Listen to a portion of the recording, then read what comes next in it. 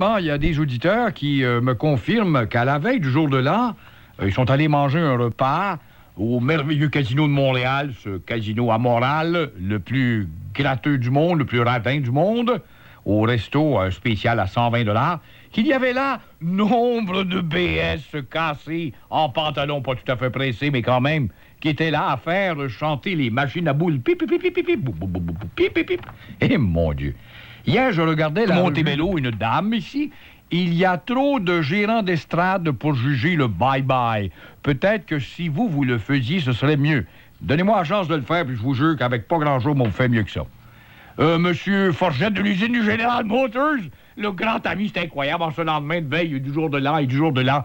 Il ne chôme pas, il nous appelle au lieu d'aller s'amuser et jouer, lancer des boules de neige chez Momo à casser ses vitres. L'ami de Momo, Monsieur Forgette, en 97, Momo ne sera plus votre ami. Momo est actuellement dans le creux des montagnes, on ne sait pas où, au large de Quito, en Équateur, en train de regarder les volcans, ou peut-être au Venezuela avec les serpents dans la jungle. Je ne sais pas où il est, Monsieur Momo, mais il est disparu, Monsieur Forgette. Oui, vous avez été dur avec Yvon Deschamps de me dire, Monsieur Forgette. Mais vous avez oublié aussi Michel Barrette, qui, lui, depuis qu'il a enlevé son costume de I.A. Tremblay, il a été très plate et pas drôle du tout. En un mot, les comiques au Québec sont pas... C'est drôle. Les vrais comiques, il y en a un là, qui fait Madame, je sais pas qui, là. On l'invite jamais, lui. Il tient le Saint-Denis, il remplit ses salles. Il est subtil, il parle en français. On l'invite jamais. Je me rappelle pas de son nom, les comiques au Québec, je suis pas. Imaginez-vous pas que j'ai suivi ça parce que j'ai été attiré par le bye-bye.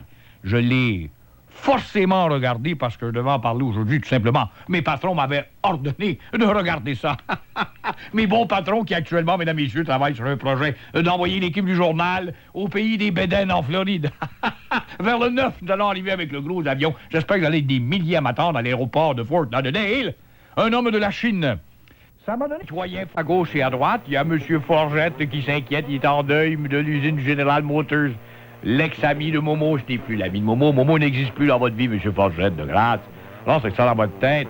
Il dit, oui, nous, résidents, je vous l'ai entendu tout à l'heure avec la représentante d'Hydro-Québec, j'habite les Basses-Laurentides et on y a goûté à la noirceur, à l'humidité, pas d'électricité pendant 20 heures. M. Forgette n'était pas au courant pendant 20 heures. Alors, vous n'êtes pas au courant que Momo n'est plus votre ami, Monsieur de General Motors. J'envie mon vieil ami Momo sur les plages du Sud. Mais vous savez pas où il est parti, parce que Momo est parti comme un maudit voleur en hypocrite, avec sa vieille sacoche, sa vieille valise, ses vieilles culottes Park-Hall en laine. On ne sait pas où il est dans un pays chaud. Moi, j'aime bien le Venezuela. Mais si j'ai le temps d'aller à Quito, en Équateur, les montagnes sont hautes. Ça cause de quoi regarder les montagnes? Ou encore au Panama, il y a beaucoup de... il y a bien des casinos. Alors, on ne sait pas lequel des pays a choisi Momo, M. Forgette. Alors, continuez de pleurer. Vous ne recevrez pas de carte postale de Momo, les culottes Park-Hall, dans un pays torride. Les grosses culottes vieilles, toutes sales, pendantes de derrière pendant, en laine en plus de ça. Ah, c'est pas du possible de s'intéresser à des personnages aussi signifiants. Claude Poirier vous a apostrophé l'autre jour sur les ondes de radio suppositoire. Mon bon ami Claude Poirier, le neveu de M. Poirier, le restaurateur du boulevard Tachereau à Brossard, vendeur de patates frites. Monsieur Poirier, je dirais à Claude Poirier, il dit, justement, il ne devrait pas traiter le poste de Verdun de radio suppositoire de me dire Claude Poirier, un des plus gros mangeurs de pilules dans la colonie radiophonique. Eh bien, en parlant dans son crachoir, il est venu dire que je ne devrais pas traiter ce poste de radio suppositoire parce qu'après tout, j'ai commencé ma carrière à radio suppositoire. J'aimerais rappeler au capitaine Poirier que je n'ai pas commencé à radio suppositoire. Monsieur Poirier, vous êtes amnésique, sénile et vieux, mon vieux Claude. J'ai commencé avec toi, d'ailleurs, pendant 10 ans à CKLM, où j'ai été avec des hommes de taille, des géants de la radio qui s'appelaient Roger Beaulieu, Jean-Louis Gagnon, Guy Darcy, Pierre Chouinard, Roger Lebel. Toutes des personnes qu'on regrette, qui nous ont appris à travailler, mais c'est pas ton cas, Claude, malheureusement.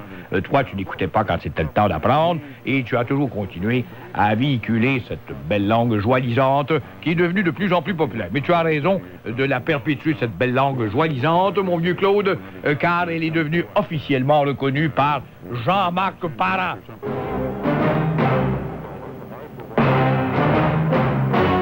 Ah, je sais ce que